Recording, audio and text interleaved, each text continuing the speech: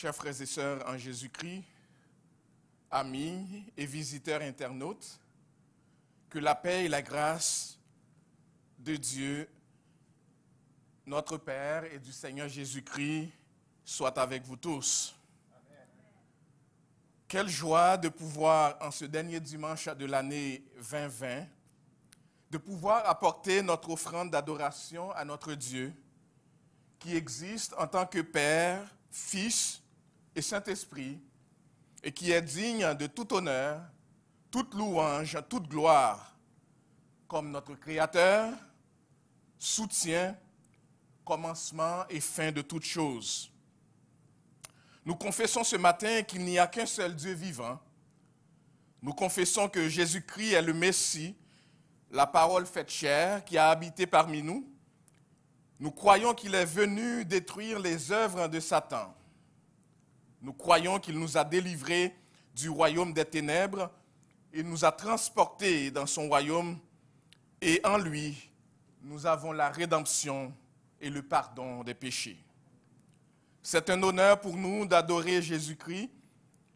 Et comme les paroles de ce chant d'adoration le disent, nous voulons l'adorer de tout notre être, sans rien retenir. Allons, adorons le Seigneur ce matin.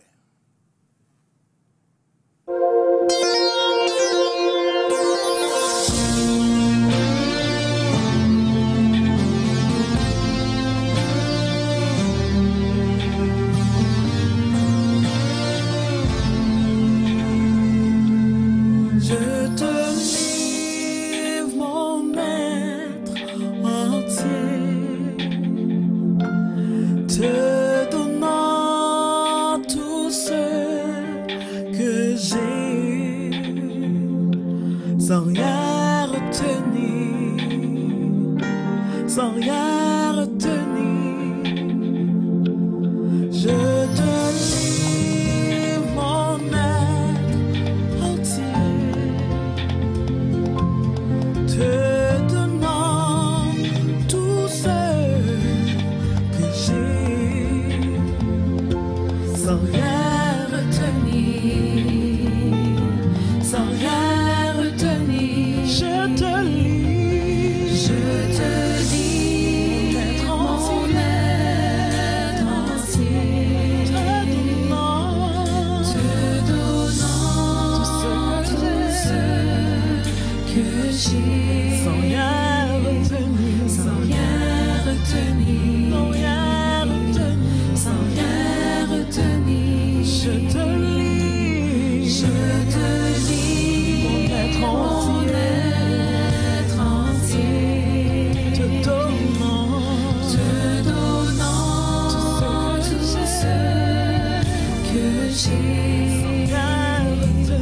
Sans rien retenir,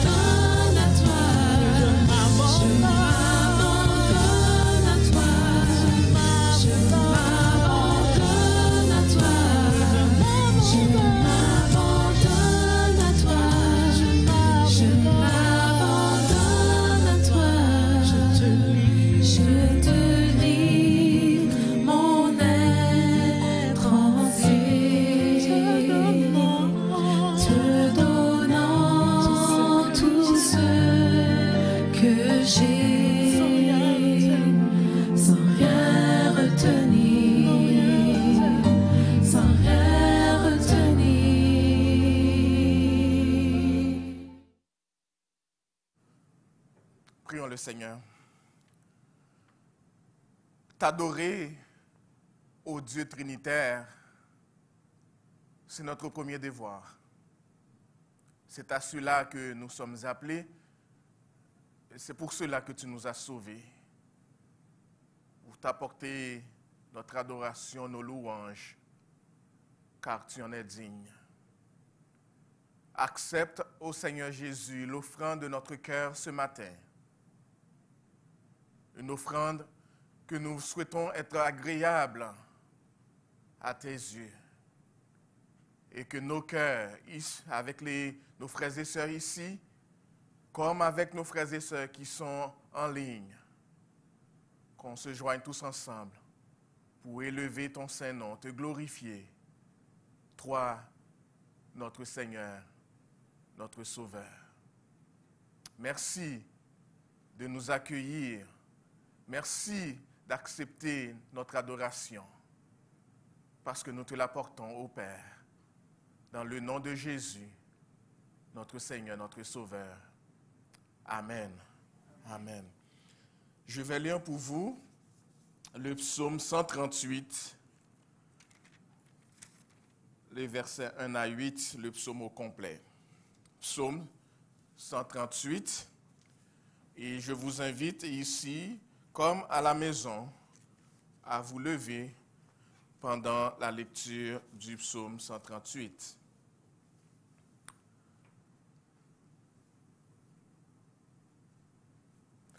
Je te célèbre de tout mon cœur. Je chante en tes louanges en la présence de Dieu. Je me prosterne dans ton Saint-Temple et je célèbre ton nom à cause de ta bonté et de ta fidélité, car ta renommée s'est accrue par l'accomplissement de tes promesses. Le jour où je t'ai invoqué, tu m'as exaucé, tu m'as rassuré, tu as fortifié mon âme. Tous les rois de la terre te loueront, ô Éternel. En entendant les paroles de ta bouche, ils célébreront les voies de l'Éternel, car la gloire de l'Éternel est grande. L'Éternel est élevé, il voit les humbles et il reconnaît de loin les orgueilleux. Quand je marche au milieu de la détresse, tu me rends la vie. Tu étends ta main sur la colère de mes ennemis et ta droite me sauve. L'Éternel agira en ma faveur. Éternel, ta bonté dure toujours. N'abandonne pas les œuvres de tes mains. Merci. Vous pourriez vous rasseoir.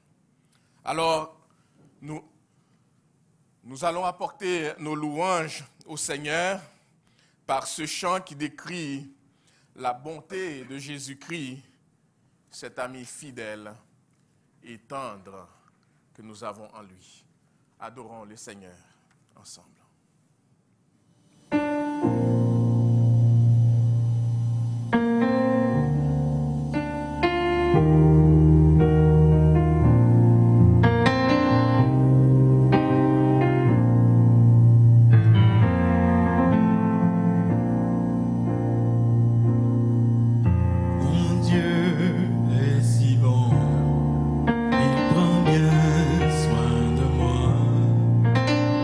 Dieu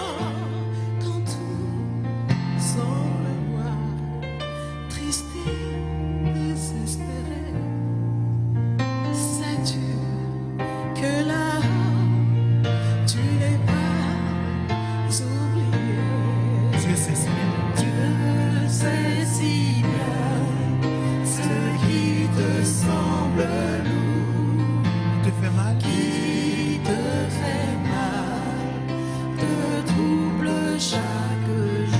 Il connaît tes besoins. Ta peur du lendemain. La peur du lendemain.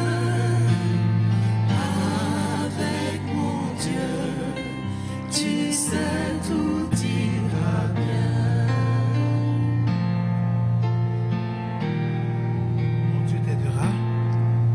Mon Dieu t'aidera, il conduira tes pas. Si tu veux marcher, Si tu veux marcher, te plier à sa loi, alors ne crains plus. tu peux compter sur Tu peux compter sur lui, il accomplira tout ce qu'il a promis. Disons ensemble, Dieu sait si bien. Dieu sait si bien ce qui te semble lourd, qui te fait mal, te trouble chaque jour.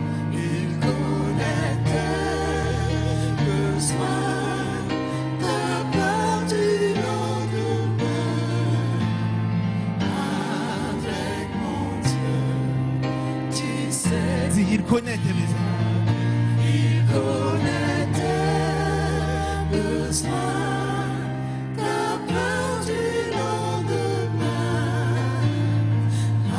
Avec mon Dieu, tu sais tout ira bien. Avec mon Dieu, Avec mon Dieu, tu sais tout ira bien.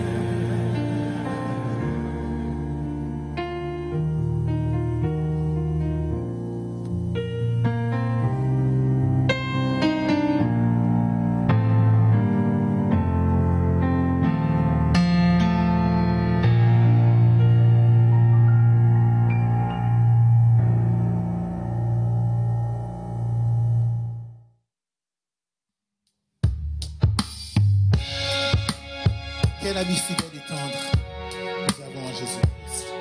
Mes frères et mes sœurs, chantons ensemble. Quel ami.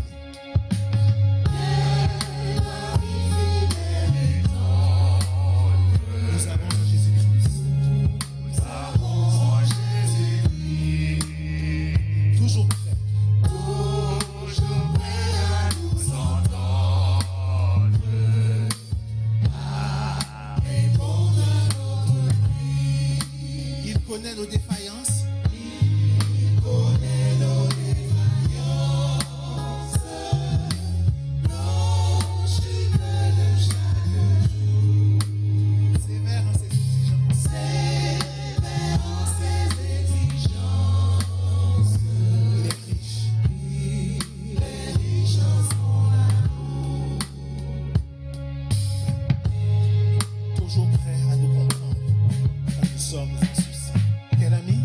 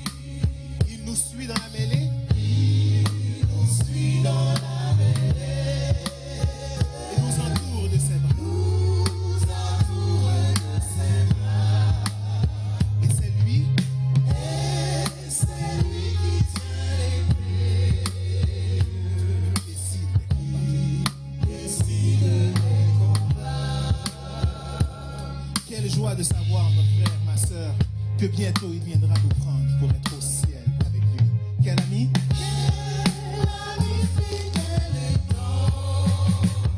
Nous avons en Jésus-Christ. Bientôt il viendra.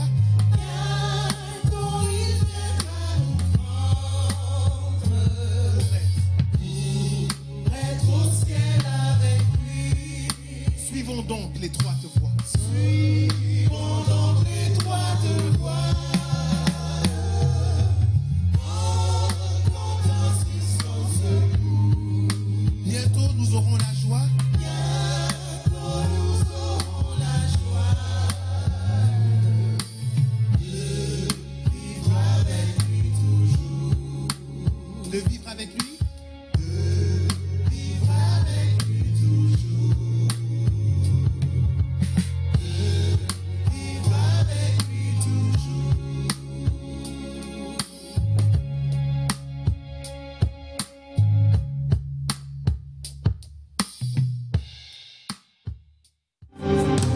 Saint, Saint est notre Dieu, toute la création parle de toi. Digne est ton nom, et nous t'adorons, ô majesté. Disons Saint, Saint est notre Dieu, toute la création parle de toi. Tu es digne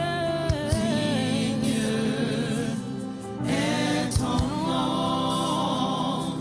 et nous t'adorons, ô majesté. Merveilleux est notre Dieu. Tu es Dieu et tu fais de grands miracles. Nous élevons ton nom si grand. Nous sommes prosternés devant toi.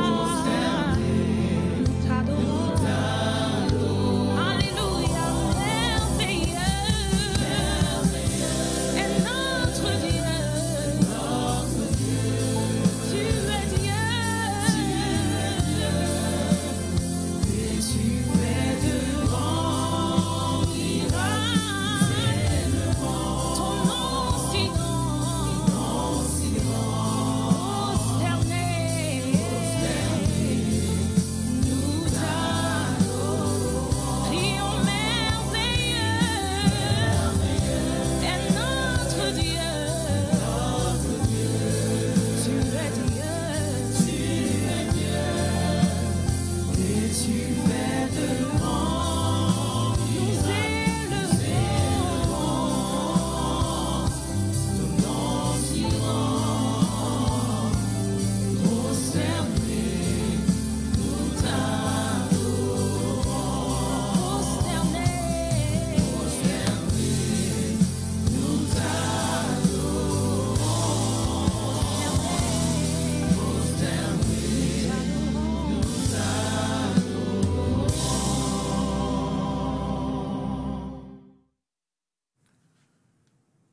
Ici, comme chez vous, alors que vous êtes encore debout, nous allons devant le trône de la grâce. Je vais vous laisser d'abord prendre le temps de prier le Seigneur et ensuite, je prierai et pour les enfants et pour l'Église en général. Mais prions ensemble.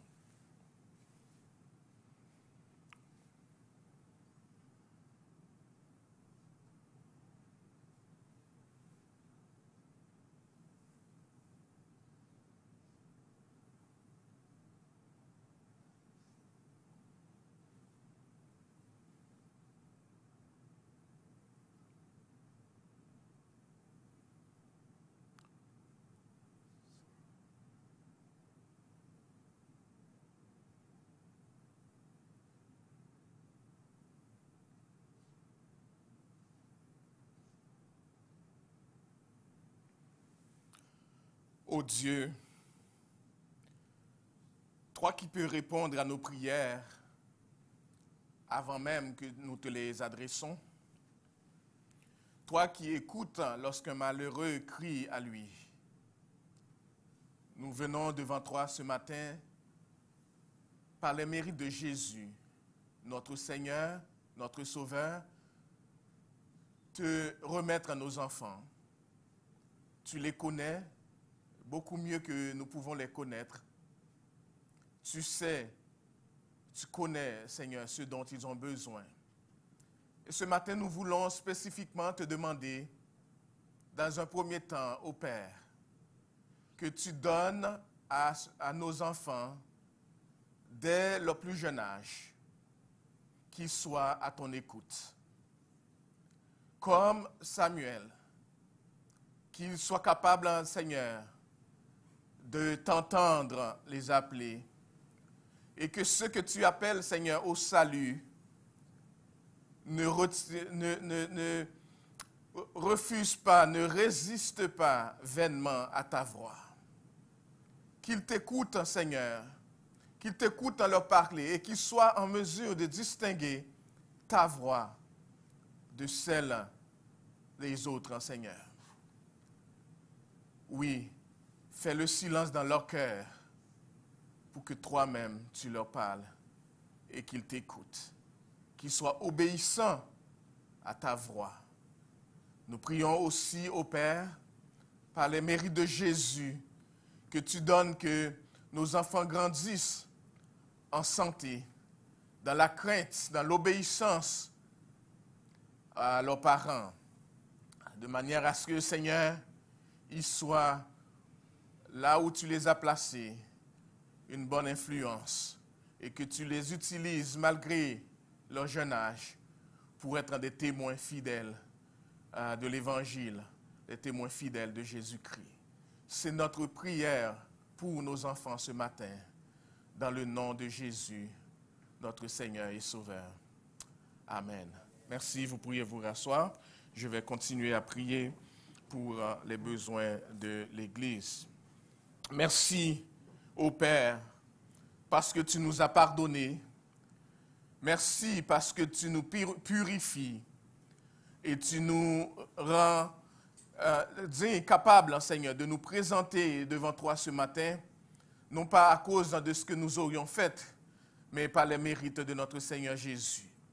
Nous nous présentons devant toi, Seigneur, pour t'apporter nos reconnaissances, pour reconnaître si nous sommes encore debout, si nous pouvons encore, Seigneur, utiliser les membres de nos corps, si notre esprit, Seigneur, fonctionne, c'est par ta grâce.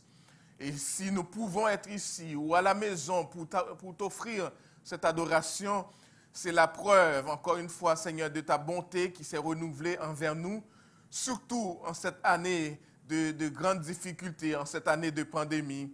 Tu as gardé ton peuple, tu nous as protégés, tu as veillé sur chacun d'entre nous et nous te remercions du privilège que tu nous donnes de te louer. Et nous prions, Seigneur, que tu nous donnes de marcher de manière digne devant toi, de nous repentir, Seigneur, de nos péchés et de vivre, Seigneur, de rechercher la paix, de rechercher la sanctification avec tous et que tu nous fortifies par ton esprit de manière, Seigneur, à être intéressés, à vouloir, Seigneur, à connaître ta volonté pour mieux, Seigneur, te servir, toi, notre Seigneur, notre Sauveur. Ce matin, nous prions au Père que tu nous renouvelles l'esprit de manière à ce que, Seigneur, ce qui nous motive, ce qui nous intéresse, c'est ta gloire et non notre propre gloire. Que nous ne soyons pas, Seigneur, omnibulés, Seigneur, par ce que les autres diront de nous, par ce que les autres penseront de nous, mais parce que toi, tu penses de nous, parce que nous, tu nous appelles non pas à plaire aux gens qui sont autour de nous, mais à te plaire. Et lorsque, Seigneur, nous vivons comme tu le veux, c'est comme ça que nous pourrons, Seigneur, te plaire. Ce matin, nous venons devant toi en remerciement pour nos frères et sœurs malades sur qui tu as veillé, que tu as touché, que tu as guéri. Et nous voulons plus particulièrement, Seigneur, te remercier pour notre sœur Gerdy, qui rend louange à toi, qui a passé ce scan, Seigneur, dont les résultats, Seigneur, sont promettants. Et nous te louons, nous te remercions. Comme nous te remercions pour notre sœur Séraphine, Seigneur, qui fait du mieux. Comme nous te remercions pour notre sœur Wisseline, Seigneur, que tu as guéri de ce virus, hein, et d'autres personnes parmi nous qui l'avaient attrapé, mais Seigneur, que tu as guéri. Nous te louons, ô Dieu, pour le Dieu que tu es, le Dieu qui guérit toute maladie, le Dieu qui renouvelle les forces, le Dieu qui protège. Nous te remercions, ô Père.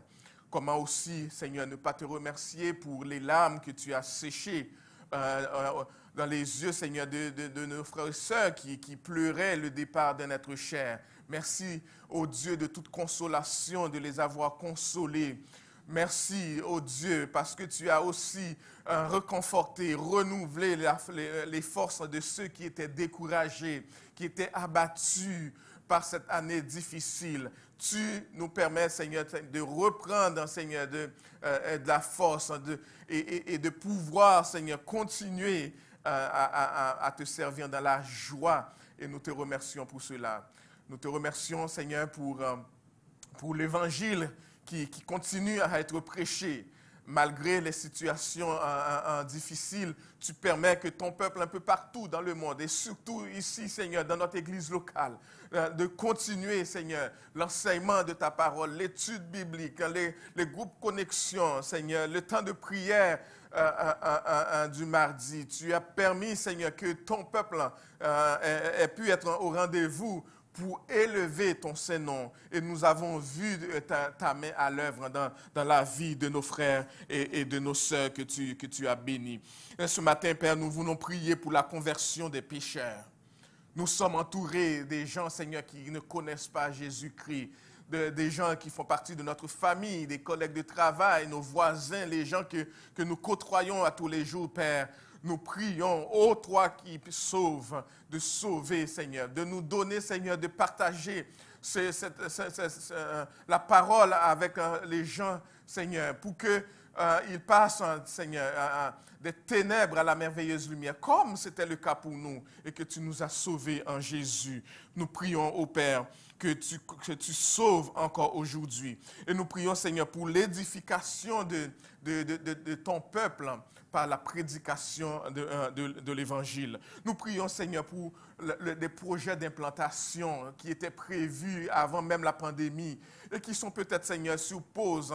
Nous prions que tu encourages, Seigneur, nos frères, Seigneur, qui étaient...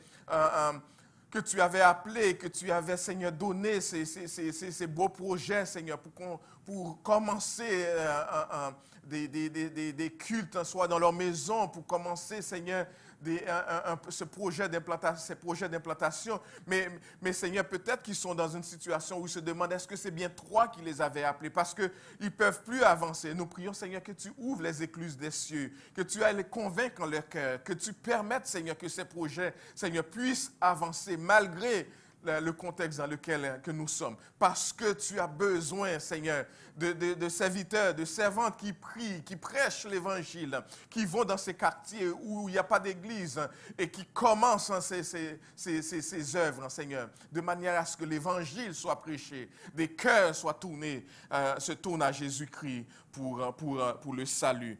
Nous prions, Seigneur, pour la prédication de la parole. Nous prions qu'elle soit fidèle. Nous prions, Seigneur, que nos cœurs, Seigneur, soient touchés à l'Évangile et que nous ne recevions pas la parole, Seigneur, comme étant pour les autres, mais que ça soit, ô Dieu, ta parole que tu envoies pour nous transformer, pour nous changer, pour nous bénir. Merci pour ton serviteur que tu appelles à l'apporter aujourd'hui. Et nous prions, Seigneur, que tu lui mettes les mots dans la bouche, que ton esprit soit avec lui et que le message que tu as pour nous soit communiqué clairement. Merci d'avoir protégé ton église, cette église locale, Seigneur, pendant cette année. Merci pour ton peuple qui a été fidèle, non seulement dans les ministères, mais aussi dans leur adoration, dans la louange qu'ils t'ont apporté. Seigneur, fais grâce. Et que nos yeux soient toujours tournés sur Jésus. que malgré les difficultés qui nous environnent, que nous puissions toujours, Seigneur, nous focuser sur l'essentiel. Et garde-nous, Seigneur, de toutes choses qui pourraient nous distraire, afin que, Seigneur, nous nous consacrons à te servir et à t'apporter nos louanges en toutes circonstances. Ce matin, nous voulons te remercier pour la parole que tu rends disponible pour nous. Nous avons ces Bibles dans nos mains. Seigneur, ces graphés que tu nous as laissés. À l'intérieur de ces Bibles, Seigneur, nous avons ta sainte parole.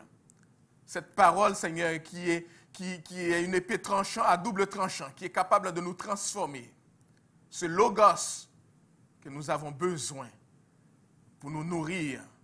Et nous te demandons, Seigneur, de nous donner ce réma, afin que nous puissions non seulement avoir cette Bible en main, lire cette parole, mais appliquer cette parole dans nos vies, pour notre transformation, pour une vie, Seigneur, qui est consacrée à toi, pour trouver notre satisfaction, non seulement dans les plaisirs de ce monde, non pas dans les plaisirs de ce monde, mais en toi, Jésus, notre souverain bien, en toi, Jésus, notre seul maître, celui qui nous a sauvés et qui nous appelle à le louer en tout temps, en toutes circonstances, pour ta plus grande gloire au Seigneur et pour notre bénédiction à chacun.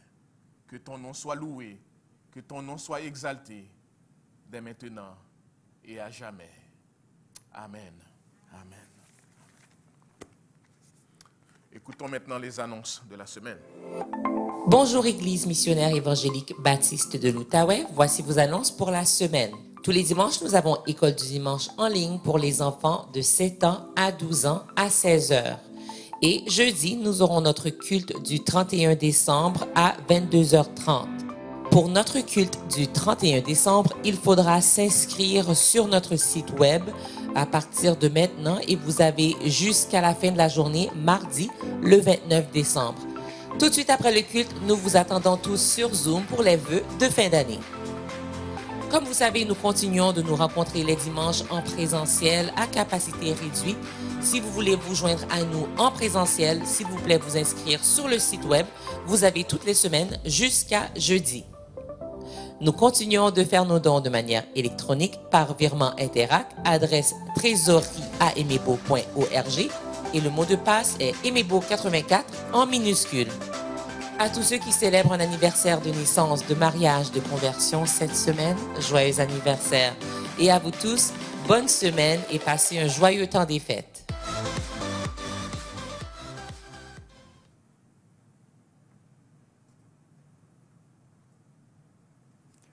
Bien, merci Nancy. Juste pour souligner, si vous voulez vous joindre à nous en présentiel pour la veille du jour de l'an, il faut s'inscrire avant mardi. Si vous vous inscrivez mercredi et jeudi, ça va être pour le culte du dimanche prochain, qui est correct aussi. Mais juste faites sûr de vous inscrire. Nous pouvons profiter, pas comme nos concitoyens en Ontario, de nous ramasser en présentiel. Donc, prenons-en avantage. Je vous prie de vous tourner dans votre Bible à Jean chapitre 1. Jean, l'évangile de Jean chapitre 1. Je vais lire pour nous versets 1 à 18. Jean chapitre 1. Je lis pour vous versets à 1 à 18. Écoutons la parole de Dieu. Au commencement était la parole, et la parole était avec Dieu, et la parole était Dieu. Elle était au commencement avec Dieu.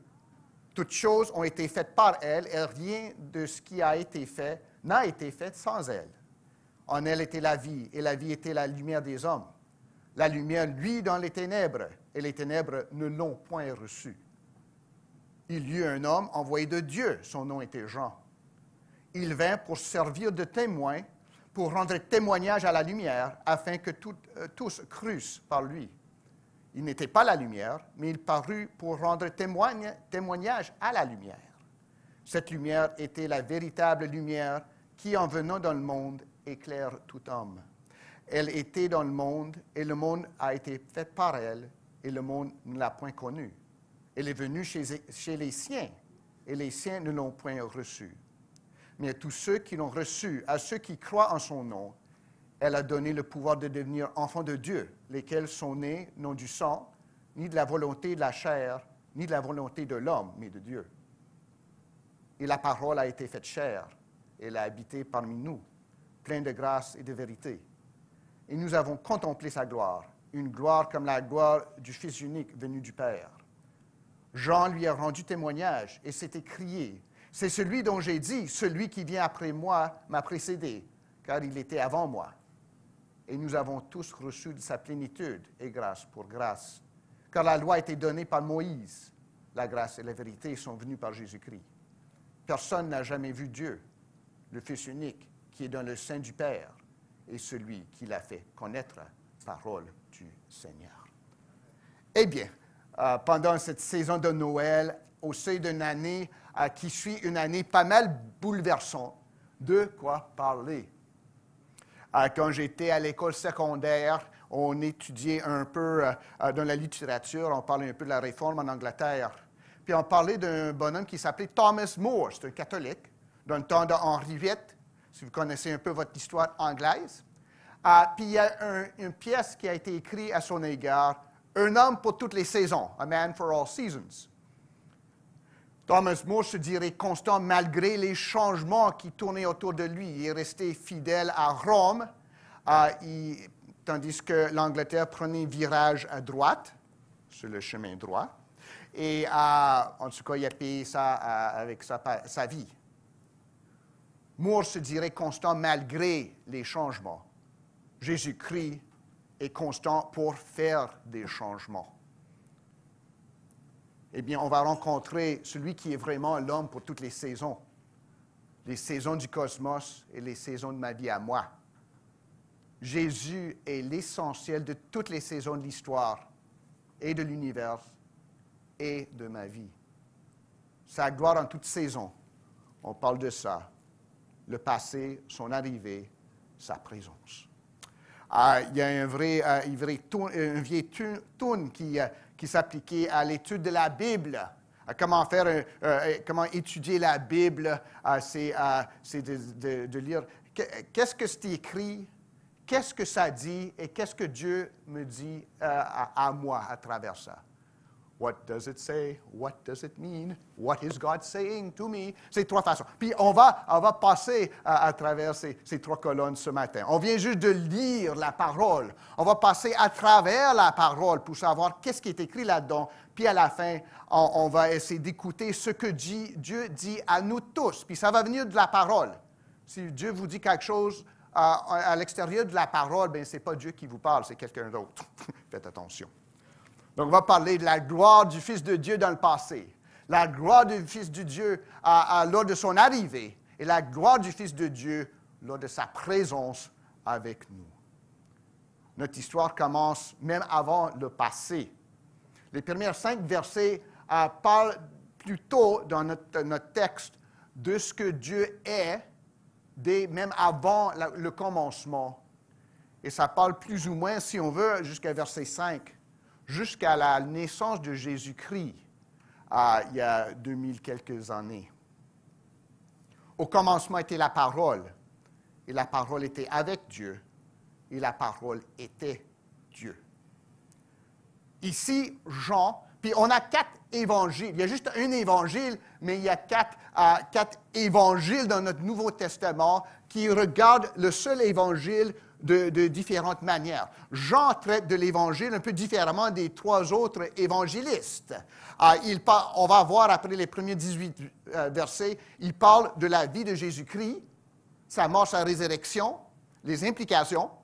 Mais ici, il parle, l'Esprit lui a donné de parler de Jésus-Christ avant l'histoire. C'est intéressant, ça, c'est différent. Et c'est nécessaire. Jean, ici, raconte ce qui a toujours été. Il parle de Dieu, la création, la chute et la lutte. C'est une analyse de l'histoire du cosmos jusqu'à ce jour, mais surtout dans l'Ancien Testament. dans le passé. Les premiers 5 versets, si on veut, traitent de ce qui se passait avant le venue de Jésus-Christ dans le monde. Au commencement était la parole, et la parole était avec Dieu, et la parole était Dieu. Elle était au commencement avec Dieu. Ça résonne un autre verset dans la Bible, Genèse 1,1. Au commencement, Dieu a créé le ciel et la terre. Ici, Jean prend ça, mais il nous parle de la parole. On va voir c'est qui la parole. Vous devriez le savoir déjà. Mais on voit ici, avant la création, Dieu est complet en lui-même. Avant la création. Dieu n'a pas créé l'homme parce qu'il était tout seul. C'est comme il était confiné, puis il lui manquait du monde, donc il allait créer des humains pour avoir du monde aimé. Non, ce n'est pas ça. Dieu était complet en lui-même, Père, Fils et Saint-Esprit, même avant le commencement du temps. Dès l'éternité, Dieu est. Et Dieu est complet. Le Fils éternel, distinct du Père, mais toujours envers le Père, se définissent par le Père. Le Père, lui, qui n'est point Père sans le Fils éternel, et ce Fils est divin. Lorsqu'on dit qu'au commencement était la parole, je vais juste donner une petite hint, la parole, c'est le Fils de Dieu éternel qui a pris chair en Jésus-Christ. La parole était avec Dieu. C'est vraiment la parole, le Fils était envers le Père. C'est comme le Père n'est jamais sans le Fils n'est jamais sans le Père. Le Fils est le Fils en lui-même, mais il se définit par rapport au Père, et le Père se définit par rapport au Fils. Tout ça dans le Saint-Esprit de Dieu. Donc Jean nous dit ce qu'il est depuis l'éternité passée. Au commencement était la parole, et la parole était avec Dieu, et la parole était Dieu. C'est ça les clés, hein? C'est ça le rocher d'achoppement pour plusieurs. Dans le langage original, Theos hen ho logos. Autrement dit, Dieu était la parole. Ça veut dire que la divinité essentielle de la parole, le Fils de Dieu est essentiellement Dieu, et Dieu est essentiellement associé à la parole qui est Jésus-Christ. On ne peut pas les séparer, même s'ils sont distincts. C'est un Dieu en trois. Jean commence avec ça. Pourquoi est-ce qu'il se sert du terme parole? Pourquoi est-ce qu'il n'est pas dit juste Jésus-Christ?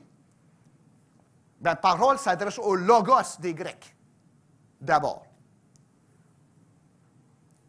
Logos, c'est l'idée de la raison, tout ce la sagesse qui faisait le sens de l'univers.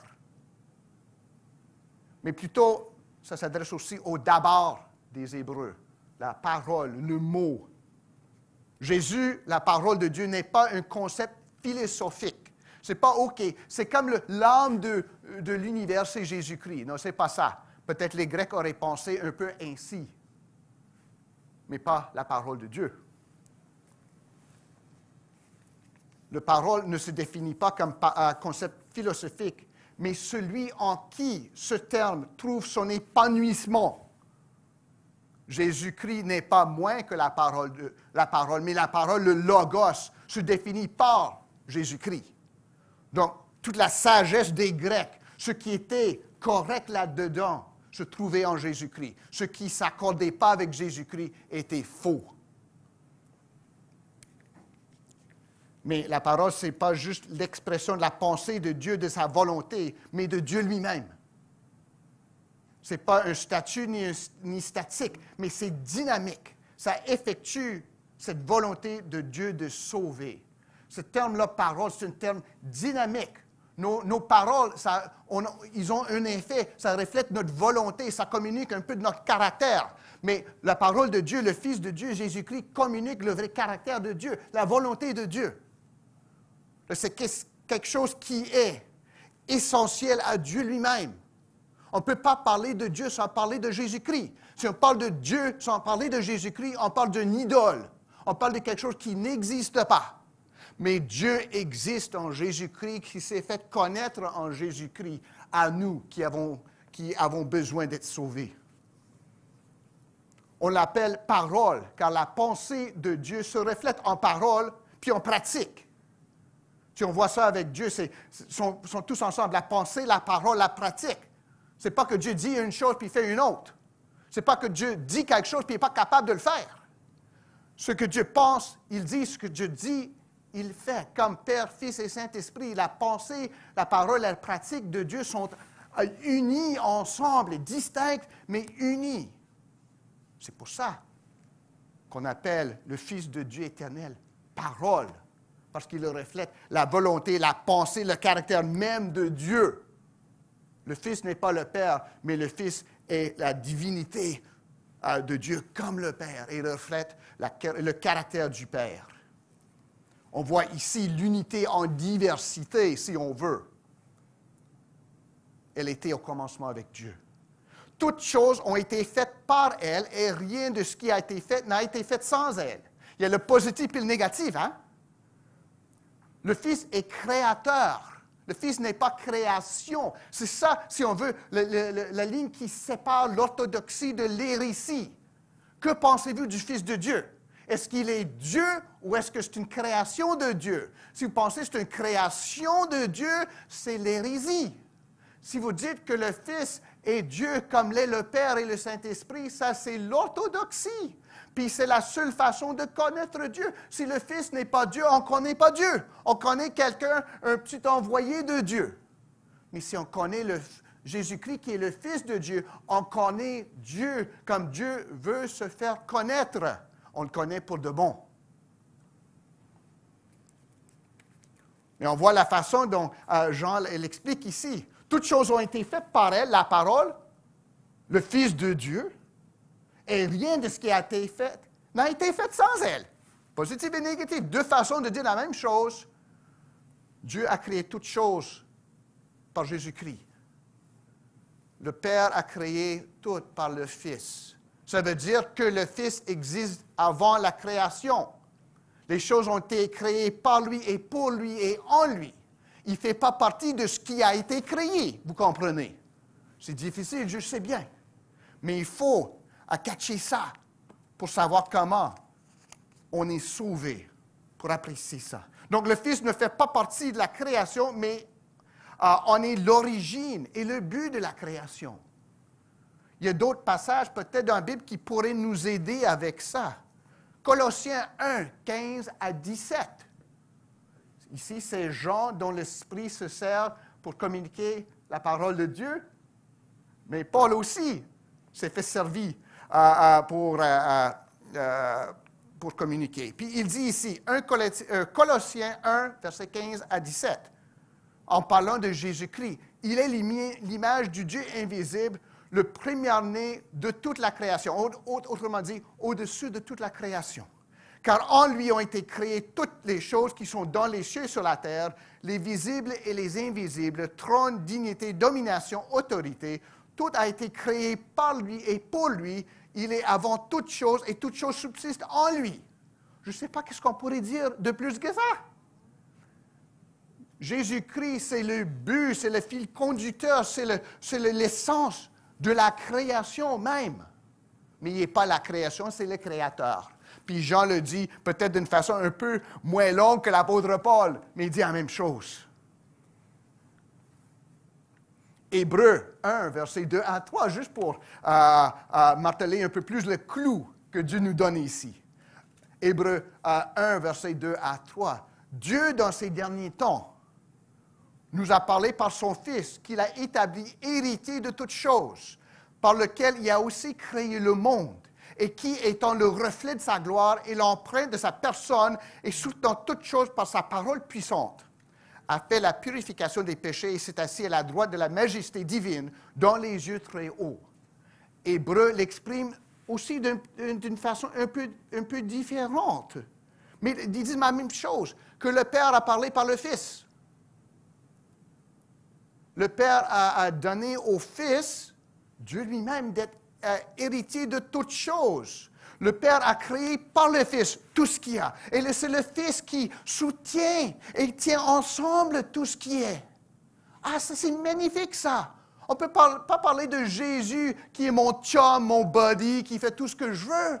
C'est l'Éternel dont on parle ici. Le Fils n'est pas le Père, mais le Fils a toute la dignité du Père. Le Fils est Dieu lui-même. C'est lui qui nous a purifiés. C'est lui qui tient toutes choses par sa parole puissante. Nous aussi les croyons. Ça, c'est tout un Dieu que nous avons là. Verset 4, Jean continue. Puis ça, on est toujours dans le passé. Même dans le fil de l'histoire ici, Jésus n'est pas né encore. Hein? Verset 4. En elle, en la parole, en Jésus, dans le Fils de Dieu, était la vie, et la vie était la lumière des hommes. En elle était la vie, qui est la lumière. Ça ne veut pas dire qu'il donnait la vie. C'est lui la source de la vie. La vie se trouve en Jésus-Christ. Mais qu'est-ce que ça veut dire? Est-ce que c'est juste la vie corporelle, je m'excuse? Bien, ça peut comprendre ça. Mais ce n'est probablement pas ça que vise Jean ici. Cette lumière, comme lumière, cette vie est plutôt spirituelle face à la mort qu'amène le péché. On rencontre ici lumière et ténèbres. Si Jean parle de la parole, le Fils de Dieu, la parole, il parle de la Fils de Dieu comme la lumière, pas comme celui qui donne la lumière ou qui nous dirige vers la lumière, mais celui qui est la lumière. En elle était la vie. La vie est en Jésus-Christ. C'est lui la vie. Connaître Jésus-Christ, c'est la vie. Ne pas connaître Jésus-Christ, c'est la mort spirituelle et la condamnation. Jean, on appelle Jean l'apôtre de l'amour. Hein? Ben, Jean est tellement carré ici, il est court, il est sec. Connaître Jésus-Christ, c'est connaître la vie. Il va le dire ailleurs, il va raconter ça ailleurs, et dans l'Évangile, et dans son premier épître. Être dans le Fils, c'est la vie. Ne pas être dans le Fils, c'est la mort. Lumière, ténèbres. Si Dieu parle par sa parole, il parle pour être entendu, être obéi. C'est en Jésus qu'on a la vie spirituelle éternelle, même si la vie corporelle cesse. Si on meurt dans le Seigneur, puis Pasteur Arsène a prié pour plusieurs, pas qui sont morts, il n'y a pas besoin de nos prières, ceux qui sont morts, mais pour ceux qui pleurent nos êtres chers. Ceux qui meurent en Jésus-Christ ont la vie plus que jamais. Même si la vie corporelle cesse, même si toi demain, si tu es en Jésus-Christ, tu meurs, tu vas être plus vivant que jamais. Dwight D. Moody, un évangéliste américain, a dit un jour, vous allez lire que Dwight Moody est mort. Ne le croyez pas. Dwight Moody va être plus vivant que jamais parce qu'il est en Jésus-Christ. En Jésus-Christ, la mort corporelle, ce n'est pas la mort, c'est la transition à la vie éternelle en face de Dieu, qu'on a déjà en Jésus-Christ, si on est croyant. Christ est la plénitude de la vie. Jean, ailleurs, Jean nous raconte qu'il dit, Jésus est venu pour donner la vie et la vie en vie abondante. Mais c'est plus que ça, c'est la vie tout court qu'il donne. Il a la plénitude de la vie, voire la plénitude de Dieu lui-même. Colossiens 2, verset 9. Paul nous dit, car en lui, en Jésus-Christ, habite corporellement toute la plénitude de la divinité. Connaître Jésus, c'est connaître Dieu, parce qu'il est Dieu lui-même. Il n'y a pas de Dieu caché en arrière de Jésus-Christ. Il ne porte pas de masque. Même si à la chair humaine, lui, Jésus-Christ, c'est Dieu dans la chair. Connaître Jésus-Christ, c'est connaître tout ce que vous devez connaître au sujet de Dieu. Ne pas connaître Dieu, Jésus-Christ, rend impossible connaître Dieu. Il faut passer par le Fils pour connaître la vie de Dieu, dans Dieu, en Dieu, qui vient de Dieu, parce que c'est lui, Jésus-Christ, la vie qui vient. C'est absurde de parler de la vie de Dieu, du bon et du malin, sans d'abord parler du Fils de Dieu. On ne peut pas dire ça c'est bon, ça c'est mauvais. Ça c'est excellent, ça c'est malin. Or, Jésus-Christ, on va rendre nos propres jugements, puis nos propres jugements sont tous tordus. Mais en Jésus-Christ, on a la lumière et la vie. Verset 5. La lumière, lui, dans les ténèbres, et les ténèbres ne l'ont point reçu. Les experts du grammaire, surtout les jeunes là, qui apprennent le grammaire, pas comme nous vieux là, qui ont tous oublié ça. Lui, c'est au présent. Ne l'ont point reçu, c'est au passé. Passé composé. Premier temps que j'ai appris en apprenant le français. Je ne suis pas avancé bien plus depuis, mais c'est correct. Lui, c'est au présent. Autrement dit, la lumière, lui, toujours. Dans l'Ancien Testament, dans le Nouveau Testament, aujourd'hui, la lumière continue de luire. Ça toujours, la lumière, lui, mais les ténèbres ne l'ont pas reçu. On peut dire que les ténèbres ne l'ont pas compris, mais plutôt que les ténèbres l'ont rejeté. Ce n'est pas juste question, oh, je ne comprends pas ça. Ce n'est pas un manque d'éducation, manque de formation.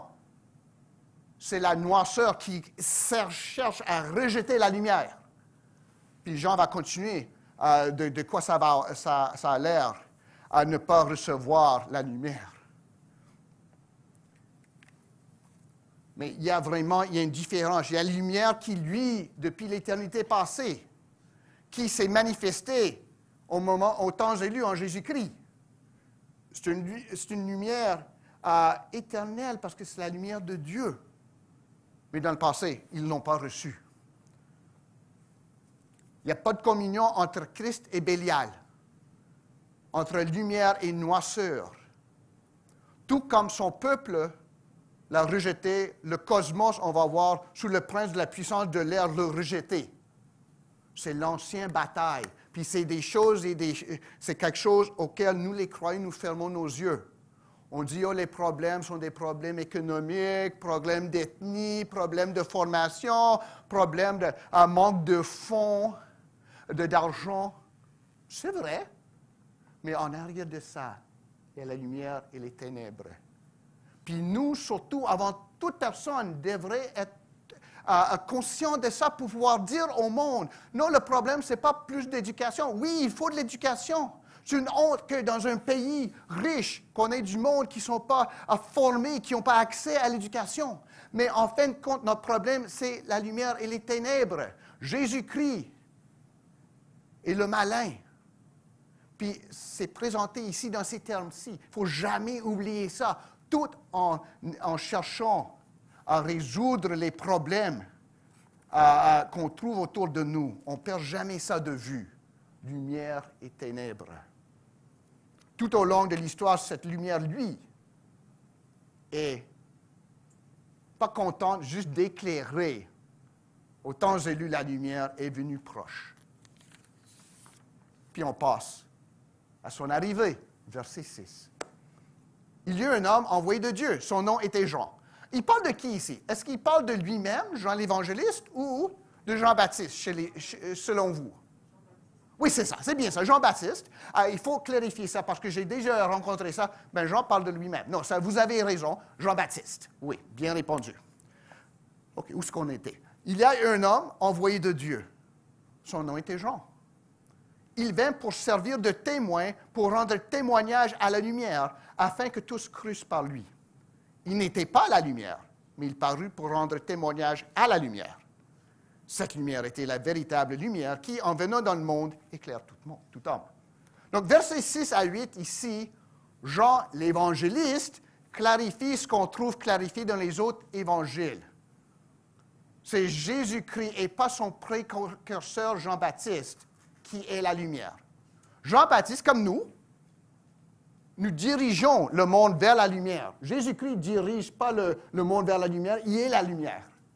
Nous, comme Église, on ne sauve personne. Ce n'est pas ma job, là, et c'est déjà pris. Il y a quelqu'un qui est sauveur, ce n'est pas moi, ce n'est pas Pasteur Arsène, ce n'est pas vos anciens. L'Église nous cherche, nous servons comme Jean-Baptiste. Nous fonctionnons toujours comme Jean-Baptiste. Regardons celui qui est plus grand que moi. Celui qui doit grandir, tandis que moi, je dois diminuer. C'est ça notre rôle. On est témoins. On est les vrais témoins de Jéhovah qui se présentent en Jésus-Christ. Puis, donc, Jean, ici, l'évangéliste, juste veut clarifier ça. Puis il fait encore, garde son style, positif, négatif. Hein. Chaque homme dont l'Esprit s'empare pour communiquer la parole de Dieu à son propre style. C'est ça la génie, la beauté de la Bible. Hein? C'est toute la parole de Dieu. Mais chaque livre a son propre style, son propre forme, langage. C'est vraiment tout quelque chose, la parole de Dieu ici. Mais on voit ici que il n'était pas la lumière, mais il parut pour rendre témoignage à la lumière, négatif et positif. C'est ce genre-là, comme poétique quasiment, de parler. C'est vraiment beau d'entendre, je trouve. Mais on passe au verset 9. Cette lumière était la véritable lumière. On revient à Jésus-Christ. Hein? Cette lumière était la véritable lumière qui, en venant dans le monde, éclaire toute âme. Autrement dit, la lumière se trouve en Jésus-Christ. Jésus-Christ est venu pour que les hommes, les femmes le connaissent et qu'ils soient sauvés. La parole qui est la vie et la lumière qui vient au monde. Son évangile, le message du salut par sa vie, sa mort, sa résurrection, éclaire tous, juifs et païens. Il n'y a plus personne exclu. C'est pas, la parole de Dieu ne serait plus juste pour les juifs, ce serait pour tout homme. Puis ça, c'est venu avec Jésus-Christ. C'est la seule lumière qui peut éclairer la gloire de Dieu. Le seul dans la face de qui la gloire de Dieu luit.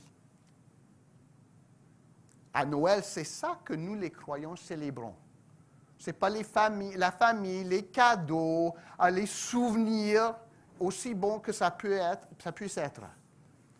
Mais on célèbre le fait que la parole de Dieu éternel, la lumière de la vie, est venue parmi nous en Jésus-Christ.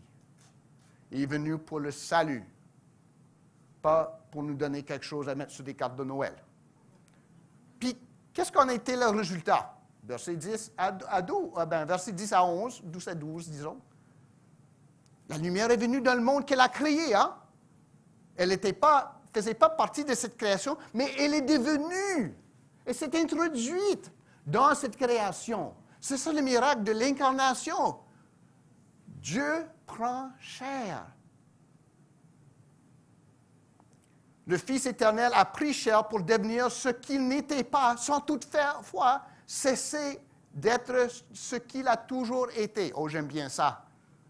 C'est moi qui l'ai inventé, là. Non, c'est moi qui ai rédigé. Le Fils éternel a pris chair pour devenir ce qu'il n'était pas, sans toutefois cesser d'être ce qu'il a toujours été. Le Fils de Dieu prend la chair humaine pour devenir un homme sans cesser de demeurer Dieu. Vous voyez, pendant qu'il demeurait parmi nous, il demeurait Dieu aussi. La lumière est venue. Qu'est-ce qui en était le résultat? Verset 10.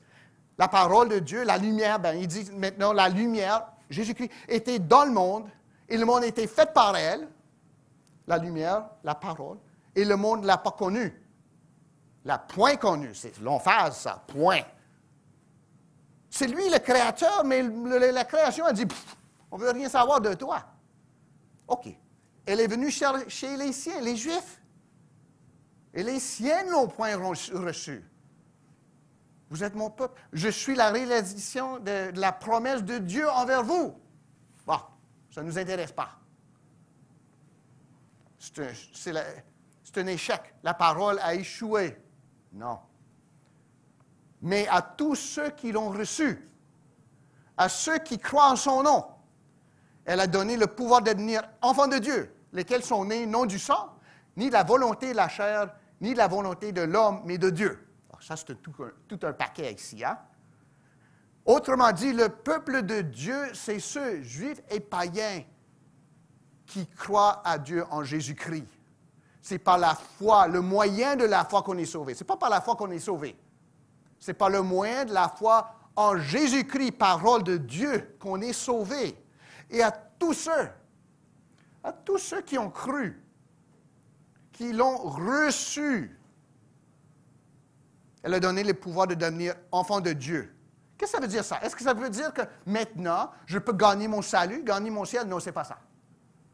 Si vous croyez à Jésus-Christ, vous êtes sauvés, vous êtes enfants de Dieu. Maintenant, nous avons l'autorité. Le pouvoir, ce n'est pas vraiment une bonne traduction. L'autorité, ekousia en grec, l'autorité de devenir ce qu'on est. Est-ce que ça fait du sens? Oui. Je suis enfant de Dieu. Maintenant, Dieu, l'Esprit Saint, demeure avec moi et me pousse à devenir ce que je suis. Je grandis dans mon héritage. Je suis enfant de Dieu. Maintenant, je commence dans la sanctification de devenir ce que je suis déjà. Si on veut le salut et la justification, on est justifié, on est déclaré juste devant Dieu en Jésus-Christ.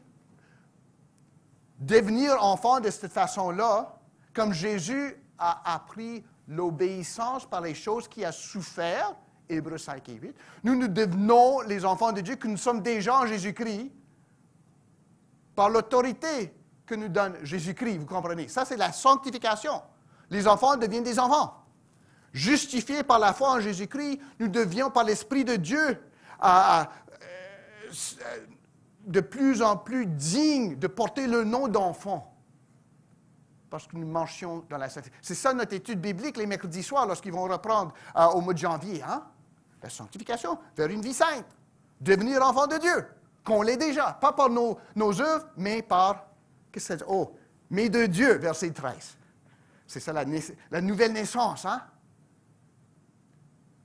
De Dieu vient tout ça. De Dieu vient cette réception de la parole de Dieu, Jésus-Christ. De Dieu vient cette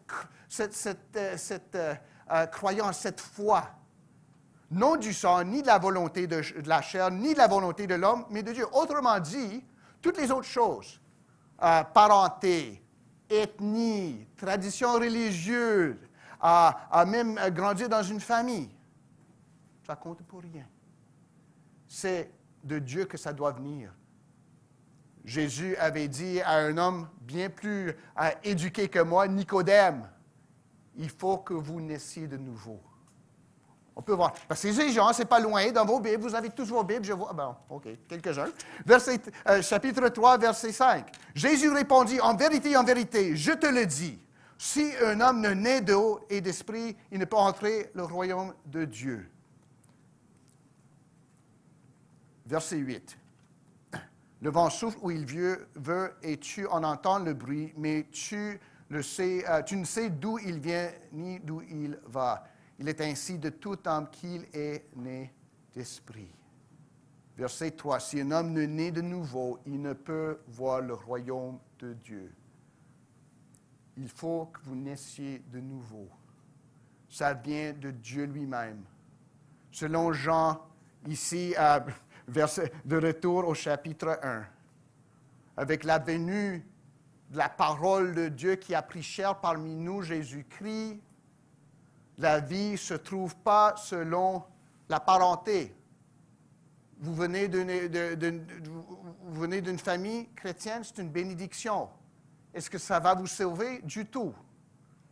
Il faut que vous naissiez de nouveau. Il faut que l'Esprit vous fasse naître une deuxième fois. Être né une fois, c'est nécessaire pour avoir la vie corporelle. Être né une deuxième fois, c'est nécessaire pour avoir la vie éternelle. Puis c'est de ça que va parler Jean, et c'est de ça qu'il commence à parler ici. Devenir enfant de Dieu, né, non du sang, ni de la volonté de la chair, mais de Dieu. Jésus vient faire un peuple né de Dieu. Et ceci vient de Dieu. Alors, c'est ça qui est arrivé avec l'arrivée de Jésus-Christ. Mais Jean ne cesse pas, parce que ce n'est pas que Jésus est juste venu pour passer faire une visite.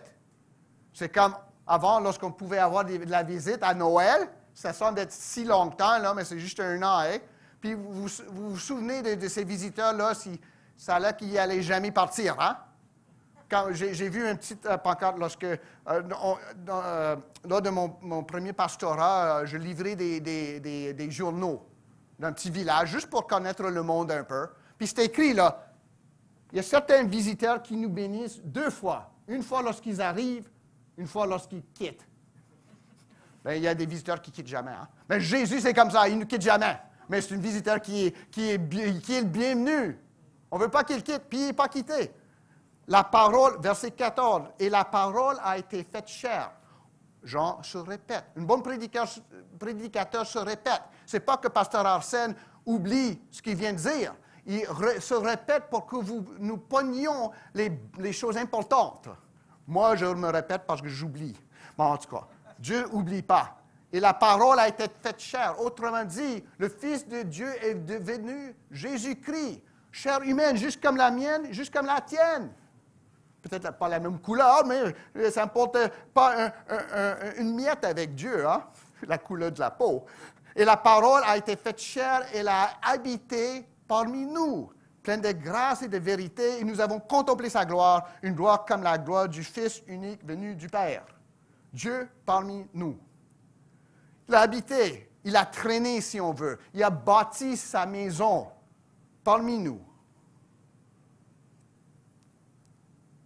La gloire de Dieu en Jésus-Christ, puis ça c'est très important, parce que Jean ici, dans son prologue si on veut, parle de la gloire de Dieu en Jésus-Christ. Si la gloire de versets 1 à 5 était d'être la parole, la lumière, la vie. Si en versets 6 à 13, la gloire était de venir sauver les élus de Dieu, de nous donner la vie qui étions morts.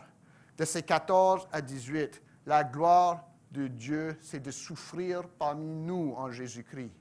Souffrir l'humiliation d'être humaine. Pensons-y un peu. C'est par lui, pour lui, en lui que tout a été créé. Puis la création l'a rejeté. Qu'est-ce qu'il a fait? Moi, si j'étais créateur, ce serait bam, c'est fini, on va recommencer. Ce que Dieu a fait, il a envoyé son Fils unique, son Fils bien-aimé, prendre la chair de sa création, parmi sa création, s'humilier dans l'obéissance au Père, lui avec lequel il avait été depuis éternité passée, pour souffrir parmi nous, pour obéir. Et face à cette obéissance, on l'a tué. Il est mort pour nous les pécheurs, lui qui connaissait point le péché. C'est ça la gloire de Dieu ultime. Puis on ne peut pas connaître la gloire de Dieu hors de Jésus-Christ. Si je dis « Oh, gloire à Dieu », puis je ne crois pas en Jésus-Christ, je dis « Gloire à moi », parce que je suis comme Dieu. Si c'est Dieu, il est sage, il va être comme moi. C'est ça que je fais. Mais si je dis « Gloire à Dieu en Jésus-Christ », seul Fils de Dieu, je vois la gloire de Dieu, pas comme moi je le veux. Je le vois comme Dieu le veut. Puis la gloire de Dieu se crucifie pour moi, un pécheur. C'est ça la gloire de Dieu. C'est pas haut comme ça, c'est haut comme ça, c'est devenu parmi nous, plus bas que moi pour me sauver. C'est ça la gloire de Dieu éternelle qui se réalise en Jésus-Christ. C'est pour ça qu'on ne peut pas connaître Dieu sans Jésus-Christ. Dieu ne fait pas de sens. Dieu, c'est un caractère, c'est une chimère. Dieu se cache en arrière ici, si je ne connais pas Jésus-Christ. Pour ne pas être comme ça, Dieu s'est présenté vraiment dans la chair en Jésus-Christ. Il a pris chair qu'il n'y avait pas avant. C'est pour ça qu'il faut connaître Jésus-Christ. Vous ne pouvez pas être sauvé, vous ne pouvez pas connaître Dieu. Je ne peux rien dire de vrai au sujet de Dieu si je ne dis pas en Jésus-Christ. Parce que c'est en Jésus-Christ que Dieu est venu montrer sa gloire, plein de grâce et de vérité. Une gloire comme la gloire du Fils unique venu du Père. Seule gloire qui peut nous sauver. C'est en Jésus-Christ qu'il faut l'observer, le contempler, le méditer. C'est pour ça que c'est tellement central. Jean lui a rendu témoignage, encore Jean-Baptiste, verset 15. Et s'est crié, « Celui dont j'ai dit, celui qui vient après moi, m'a précédé, car il était avant moi. » Le Fils de Dieu est éternel. Même si Jésus aurait été moins vieux que Jean-Baptiste, parce que Jean était né avant lui, Jean savait qu'en honneur, même dans le temps éternel, Jésus fut avant lui. Et nous avons reçu de sa plénitude et grâce pour grâce. C'est ça encore l'incroyable. Ben, c'est croyable parce que Dieu nous le dit. Que le Dieu éternel qui a envoyé son Fils unique prend notre humiliation sur lui-même En lui, nous recevons la plénitude de Dieu. Connaître Jésus-Christ, il ne te manque rien. Ce n'est pas j'ai besoin de Jésus pour plus secours. J'ai besoin de Jésus plus un prêtre. J'ai besoin de Jésus-Christ puis aller suivre de tout ce que dit le pasteur. Non, j'ai besoin de Jésus-Christ tout court.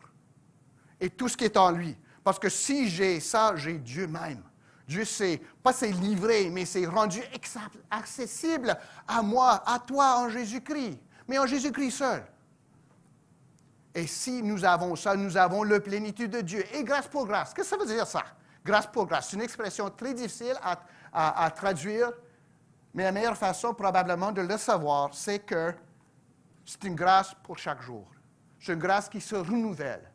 C'est une grâce dont j'ai besoin, que je ne peux pas mériter, que lorsque je suis arrivé au bout de mon chemin, de mes forces, la grâce est là.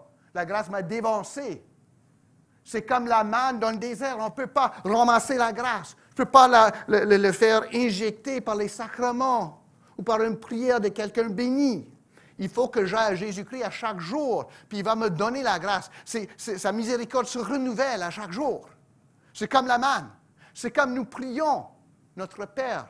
Donne-nous notre pain pour l'année prochaine, pour que je n'ai plus besoin de venir à toi. Non, donne-nous notre pain quotidien. Si j'en avais plus, je risque de t'oublier. Si j'ai juste assez, demain, je vais venir encore une fois avec confiance en mon Père, qui va me donner ce dont j'ai besoin. Grâce pour grâce. Ce que la loi avait prévu, avait démontré de Dieu, mais qui aussi nous avait révélé d'être pécheurs, Jésus-Christ réalise. La loi a été donnée par Moïse. C'était bon et saint. Mais la grâce et la vérité sont venues par Jésus-Christ pour réaliser les fins de la loi parmi nous qui croyons. Donc, plus besoin de la loi, parce que la loi se réalise en Jésus-Christ. Puis Jean termine ici. Personne n'a jamais vu Dieu. Le Fils unique qui est dans le sein du Père est celui qui l'a fait connaître. Puis le meilleur texte, c'est probablement de la Bible du Semeur, qui dit ici que Dieu, le Fils unique, nous l'a révélé. Autrement dit, le Fils qui est Dieu nous révèle Dieu lui-même. Puis c'est ce mot-là, juste pour terminer là-dessus, avant de procéder à ce que Dieu nous dit, what is God saying to me? Celui qui l'a fait connaître, le mot c'est exégèse, exégéo. Autrement dit, pour vous qui aimez étudier la Bible, c'est l'exégèse, c'est ce qu'on fait de la Bible pour essayer de faire sortir la vraie signification du texte. Hein? C'est pas exégèse, c'est quand j'introduis mes propres sentiments au texte, puis on fait ça souvent. Dieu veut que je sois heureux, Dieu veut que je sois riche, Dieu veut ma prospérité matérielle, peu importe ce que Jésus a dit. Ça, c'est l'exégèse, c'est pas bon ça. L'exégèse, c'est qu'est-ce que la Bible me dit, qu'est-ce que ça veut dire, qu'est-ce que ça implique. Mais le Fils de Dieu, le Dieu éternel, nous a révélé l'implication de ce qui est Dieu. Il a fait l'exégèse, puis c'est lui seul qui peut faire l'exégèse du Père, vous comprenez? Si vous voulez connaître c'est qui Dieu, il faut le connaître en et par Jésus-Christ. OK, qu'est-ce qu'on fait avec ça? On peut juste vraiment dire, OK, ben ouais, c'est vraiment, ça me prend du temps peut-être pour comprendre ça, pour méditer ça, c'est bien vrai. Passer du temps avec ça. Mais entre-temps, qu'est-ce qu'on fait avec ça? Parce que la parole a été annoncée pour être obéie, pour qu'on fasse quelque chose. Je dirais 3 applications ou résolutions, si on veut, pour la nouvelle année. Je ne veux pas voler le tonnerre à Pasteur Arsène pour son message du 31, mais des résolutions selon au sujet de la pensée, le parler et la pratique pour le nouvel an. Le penser pour 2021, ou même avant, vous pouvez tricher et commencer aujourd'hui si vous voulez. Voyons tout autour de nous comme lumière et ténèbres. Il faut faire attention. Ce n'est pas pour que je divise toutes les choses noir et blanc. C'est ça. Moi, pas de débat avec moi, là, je décide, puis c'est fini. Non. Mais voyons tout ce qui se passe autour de nous, dans des termes bibliques, selon la parole. Il y a la lumière qui est Dieu, il y a les ténèbres qui est le malin, que nous voyons nos problèmes, surtout mes propres péchés dans ces termes-là. Ce n'est pas une mal-compréhension, c'est les ténèbres qui essaient d'écraser, d'éteindre ce qu'elle ne veut pas recevoir, c'est la lumière de Dieu en Jésus-Christ. L'ignorance, la haine, les différences entre les ethnies, la violence. Il y a des racines systématiques là-dedans, je l'avoue. Mais en fin de compte, les racines plus foncées, c'est les ténèbres. Puis il faut que nous annoncions ça au monde. Puis que nous enfoncions ça dans notre corps à nous. Pas pour avoir des réponses faciles, il n'y en a pas. Mais il faut commencer au bon départ. Puis le bon départ, c'est, il y a la lumière puis les ténèbres qui ne l'ont point reçu. Surtout dans mon cœur à moi, il faut que je reconnaisse les ténèbres. Bien souvent, ce que j'aime, c'est ténébreux. Ce que nous, comme Église, des fois qu'on supporte, c'est ténébreux. Il faut être très sévère avec nous. Parce que Dieu, en Jésus-Christ, a été doux et génial avec nous. À la lumière, on met la lumière là-dessus pour bien voir. Puis des fois, la lumière, ça fait mal, hein? Surtout lorsqu'on est endormi. Mais la lumière réveille pour qu'on puisse voir comme il faut. La lumière, où est-ce qu'on met ça avant? Dans mon propre cœur. Avant de veiller, de cibler les autres, je me cible moi-même. Apprenons à distinguer, malgré les belles paroles, les beaux habits, les belles promesses, la lumière des ténèbres. Apprenons à connaître la lumière à travers sa parole pour pouvoir faire fuir les ténèbres. Et portons toujours attention à ce qui me plaît à moi. Il faut toujours me soupçonner moi-même, me questionner toujours moi-même d'abord, parce que le cœur reste déceptif et impossible à connaître. Faites attention. On n'est pas tout plein de sagesse. Laisse la sagesse de Dieu en Jésus-Christ nous parler. Donc, voyons tous autour de nous, dans les termes bibliques, lumière et ténèbres. Puis, des fois, il va y avoir des ombres, des régions où il faut vraiment se poser des questions. Ça, c'est correct. Mais nommons des choses comme ils sont. Pas juste des malcompréhensions, ça pourrait être mieux, Il y a Dieu, puis il y a les ténèbres. Deuxièmement, si on parle de la pensée, cessons de parler de Dieu sans parler d'abord de Jésus-Christ. Bien souvent, on annonce au mieux, il faut que vous ayez Dieu dans votre vie. Ça veut dire quoi? La plupart du monde dirait qu'ils ont Dieu dans leur vie. Dieu, c'est comme un sac vide qu'on met ce qu'on veut là-dedans. Le seul Dieu qui existe, c'est le Dieu qui est le Père de Jésus-Christ. Donc, nous parlons, résolution cette année. Lorsqu'on parle de Dieu, on va penser à et parler de Jésus-Christ d'abord. Dieu n'est pas inconnu. Le Dieu inconnu, c'était le Dieu des païens. Le Dieu connu, c'est le seul Dieu qu'il y a, puis le Dieu s'est fait connaître en Jésus-Christ, par Jésus-Christ. Donc, parlons de Jésus-Christ, parlons beaucoup de Jésus-Christ, du vrai Jésus qui se trouve dans la Bible. Lorsqu'on parle du salut, on parle de Jésus-Christ, pas « il faut aimer Dieu ». Non, il faut que Dieu vous aime en Jésus-Christ, il vous sauve. Si je parle de c'est quoi l'homme, c'est quoi la femme, ça se définit en et par Jésus-Christ. Donc, soyons pas vagues, là, pas de mots comme ça. Si vous aimez votre femme, votre conjointe, si vous êtes une femme, si vous aimez votre mari, là, vous le nommez, vous dites, oh, j'aime l'amour, oh, non, j'aime ma femme. Si on aime Dieu, on l'aime en Jésus-Christ. Si on n'aime pas Jésus-Christ, on n'aime pas Dieu. Donc, cessons de parler de Dieu de termes vagues. Sans cela, sans Jésus, on ne va pas pouvoir distinguer Dieu du diable, du bon, du malin. On va le définir nous-mêmes.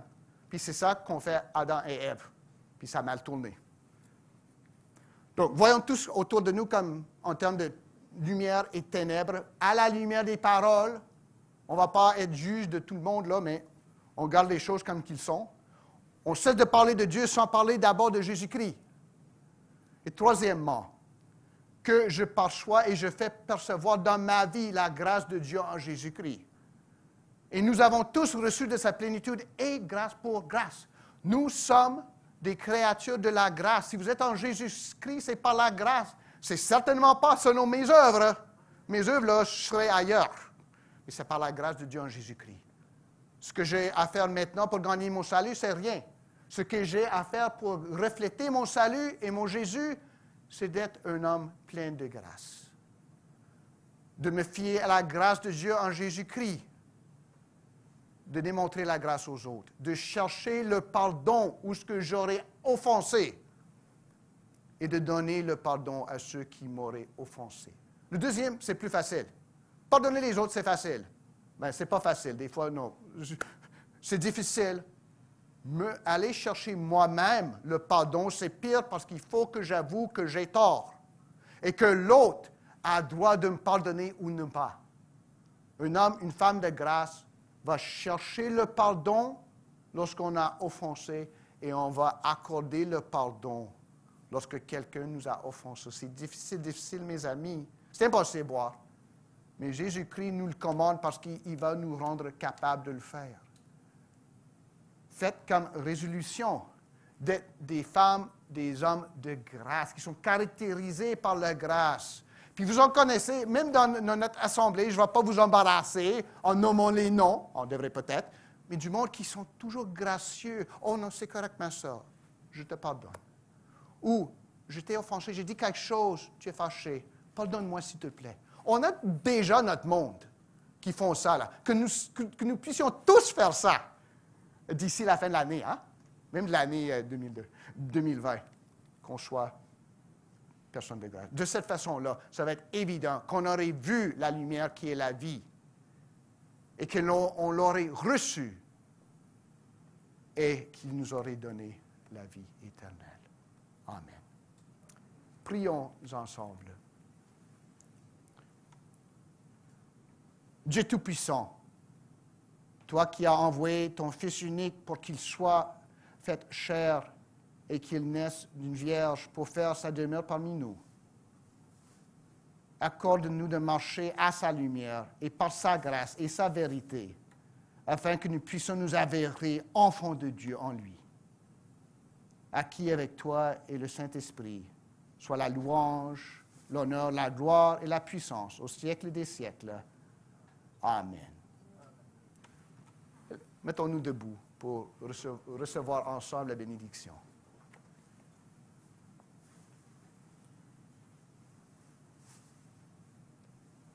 Que le Seigneur de miséricorde nous illumine par la doctrine de sa parole et nous fait cheminer à la lumière de sa vérité pour arriver finalement à la pleine clarté de la vie éternelle. Par Jésus-Christ notre Seigneur. Allons dans la lumière de Jésus-Christ. Amen. Merci.